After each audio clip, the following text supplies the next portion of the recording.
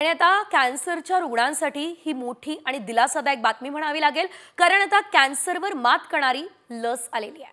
कॅन्सरवर मात करणारी लस बनवल्याचा दावा रशिया करतंय। रशियाच्या आरोग्य मंत्रालयाच्या रेडिओलॉजी मेडिकल रिसर्च सेंटरचे प्रमुख आंद्रे कार्पिन यांनी ही माहिती आता दिली आहे। 2025च्या सुरुवातीला कॅन्सरवर मात करणारी ही लस दिली जाणार आहे। रशिया आपल्या नागरिकांना कॅन्सरवर मात करणारी लस मोफत देणार आहे। मात्र ट्यूमरची निर्मिती रोखण्यासाठी याचा वापर केला जाणार नाही। ही लस कोणत्या प्रकारच्या कॅन्सरवर उपचार करेल, ती किती प्रभावी असेल किंवा रशिया त्याची अंमलबजावणी कशी करेल हे अद्यापही स्पष्ट झालेलं नाहीये। मात्र यासोबतच या लसीचं नाव सुद्धा अद्याप जाहीर करण्यात आलेलं नाही। मात्र 2025 मध्ये कॅन्सर रुग्णांना दिलासा मिळेल अशी शक्यता आहे।